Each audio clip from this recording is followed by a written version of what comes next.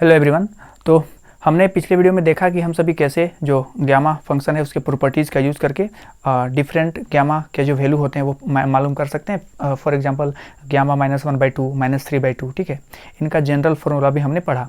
इस वीडियो में आज हम सभी क्या जानने वाले हैं कि अगर मान लेते हैं हमें कोई इंटीग्रेशन गिवन है, ठीक है, और अगर हम उस इंटीग्रेशन को सोल्व करने जाएं तो वो थोड़ा सा टफ होगा, हो सकता है ना भी बने, लेकिन अगर उस इंटीग्रेशन को गामा फंक्शन में कन्वर्ट किया जा सकता हो अगर, तो हम उसे क्या करेंगे, गामा फंक्शन में कन्वर्ट करके इजीली उसको फाइंड आउट कर सकते हैं।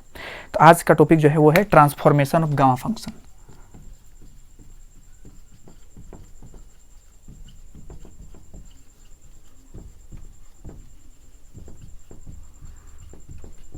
ठीक है, तो वी नो दैट जो गामा फंक्शन होता है गामा ऑफ एन, उसको क्या लिखते हैं, integral 0 to ∞ x⁻n-1 into e⁻⁻x dx, ठीक है। तो इसे हम सभी क्या कहते हैं, गामा ऑफ एन कहते हैं। अगर यहाँ पे gamma of n+1 find out करने के लिए कहा जाए तो जहाँ जहाँ पे n है वहाँ पे क्या पुट करेंगे, n+1, तो ये कन्वर्ट होगा x⁻n इंटू e⁻⁻x dx, ठीक। तो हम सभी जो गिवन इंटीग्रेशन होगा उसको या तो इस फॉर्मेट में या तो इस फॉर्मेट में लाने का कोशिश करेंगे, ताकि हम इनको ये गामा n या फिर गामा n+1 या फिर जो भी है ना, हम सभी उसको बोल पाएँ। एग्जाम्पल के लिए जैसे पहला क्वेश्चन लेते हैं, 0 to ∞ x⁻m into log x⁻n into dx, ठीक है। क्या करना है, हमें इस इंटीग्रेशन को सोल्व करना है, या फिर सपोज करें कि हमें इसे क्या करना है, गामा फंक्शन में कन्वर्ट करना है, ठीक है।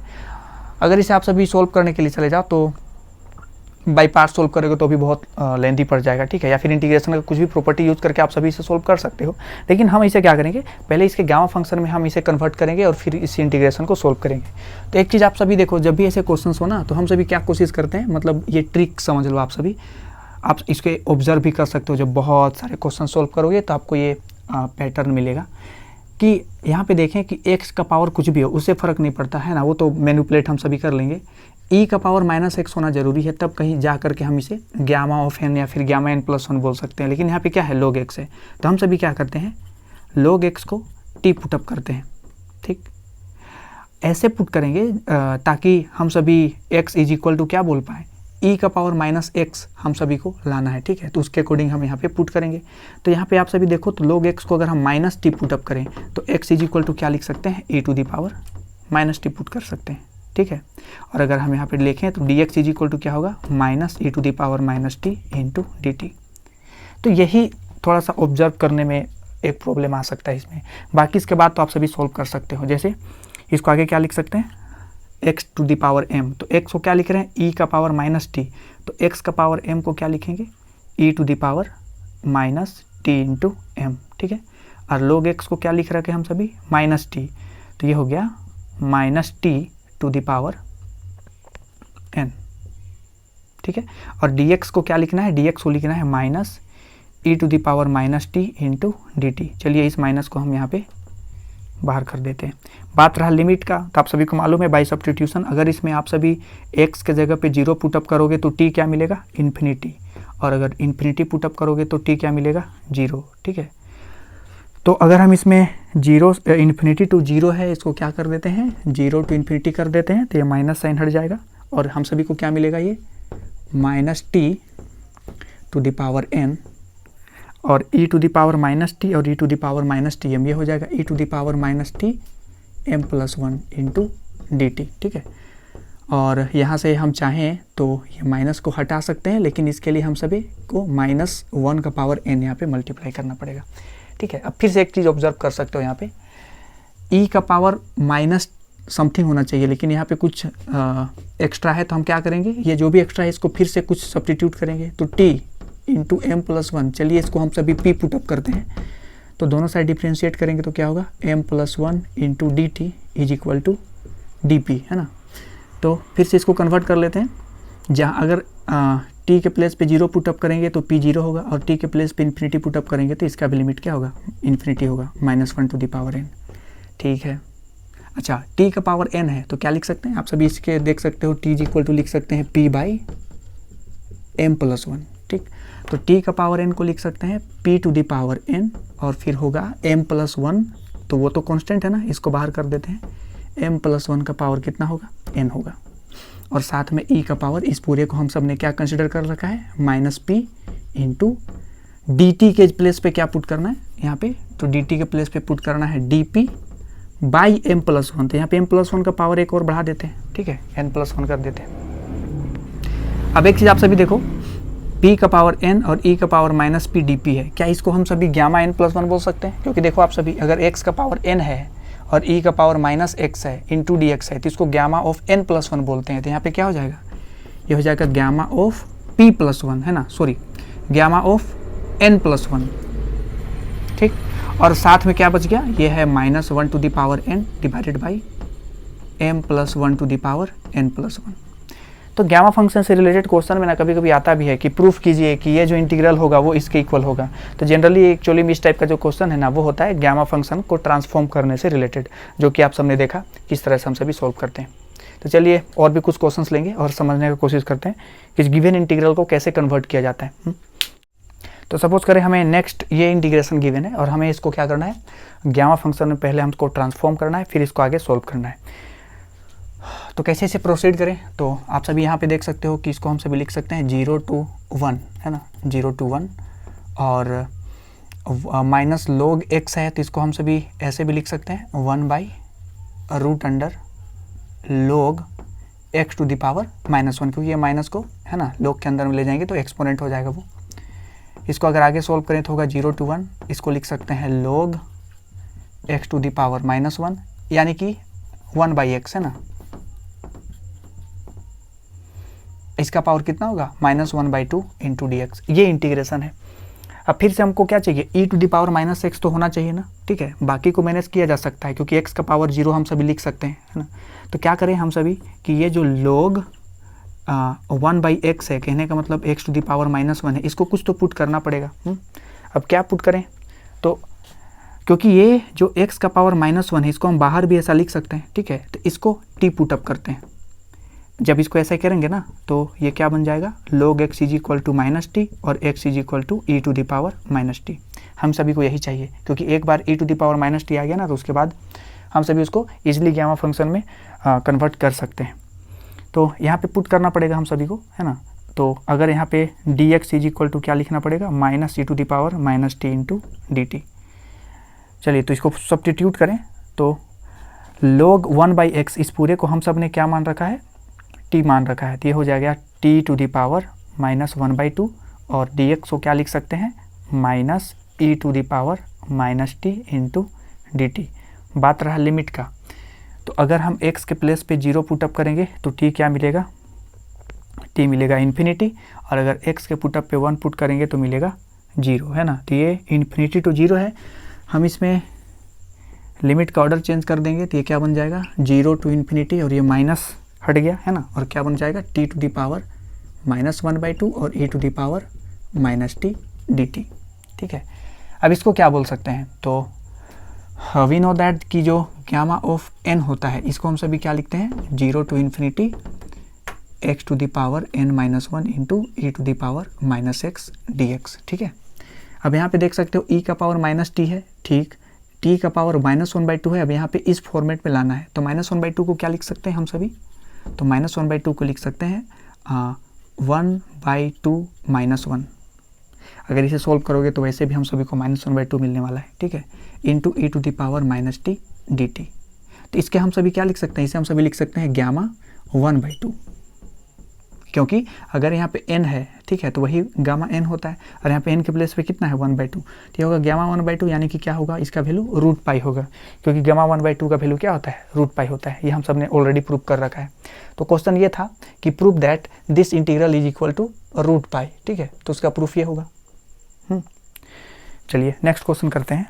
तो नेक्स्ट क्वेश्चन हमें गिवन है कि दिस इंटीग्रेशन को हमको प्रूफ करना है कि ये गामा n होगा, ठीक है।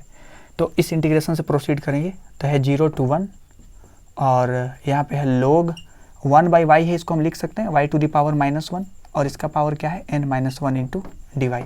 फिर से ये जो log y to the power minus 1 है, इसे क्या पुट करें, और हमको ऐसे सोच करके पुट करना है कि उसको हम e to the power minus something बोल पाएँ, जैसे e to the power minus t बोल पाएँ। तो हम सभी क्या करते हैं, इसे t पुट करते हैं, क्योंकि ये जो पावर में -1 है ना, ये बाहर आ जाएगा लोग का प्रॉपर्टी यूज़ करके, और ये माइनस को हम यहाँ भेज सकते हैं, ठीक। तो y इज इक्वल टू क्या होगा, e to the power -t होगा, और dy इज इक्वल टू क्या होगा, -e minus t into d t. अब वहाँ पे सब्स्टिट्यूट करें तो log y to the power -1, इस पूरे को क्या मान रखा था हमने, -t, है ना, ठीक है। तो इसको लिख लेंगे, एक्चुअली में इस पूरे को ही t मान सकते हैं हम सभी, तो ये होगा t to the power n-1, और dy के प्लेस पे क्या रखेंगे, -e to the power -t into d t. अब लिमिट पुटअप करना है, तो y को 0 पुट करेंगे तो t क्या होगा, इन्फिनिटी, और y को 1 पुट करेंगे तो t क्या होगा, 0।